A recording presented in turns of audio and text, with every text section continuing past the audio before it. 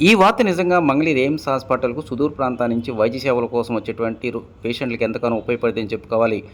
ఇప్పటివరకు మంగళగిరి ఎయిమ్స్ హాస్పిటల్‌లో అటు చెన్నై, అదేవిధంగా గుంటూరు వైపు నుంచి అంబులెన్స్‌లో కావచ్చు, ఇతర వాహనాల్లో వచ్చేటువంటి పేషెంట్‌లు ఎయిమ్స్ హాస్పిటల్ లోపలికి వెళ్ళడానికి సరైనటువంటి ర్యాంప్ లేకపోవడంతోనే చుట్టూ తిరిగి రావాల్సిన పరిస్థితి. అంటే దాదాపు 4.2 కిలోమీటర్ల మేర తిరిగి వచ్చి ఎయిమ్స్ హాస్పిటల్ లోపలికి వెళ్లాల్సిన పరిస్థితి.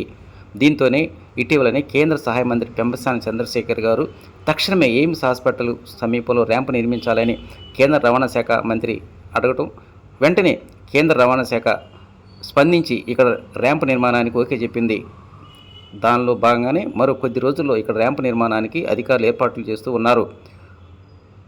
ఒకవైపు ర్యాంప్ నిర్మాణం, మరోవైపు కోతవేడు దూరంలో రోడ్ నెంబర్ 13కి సంబంధించినటువంటి నిర్మాణ పనులు, మరో కోతవేటు దూరంలో తాడేపల్లి మండలం కొల్లంకొండ సమీపంలో ఆర్ఓబి రోడ్ నిర్మాణ పనులు, ఇట్లా వరుసనే ఈ డీజీపీ ఆఫీస్ సమీపంలోనే 3 ప్రధానమైనటువంటి నిర్మాణ పనులు చేపట్టబోతున్నారు. రానున్న కాలంలో మాత్రం నిర్మాణాలతో ఈ ప్రాంతం సందర్గా ఏర్పడే అవకాశాలు ఎక్కువగా కనిపిస్తున్నాయి.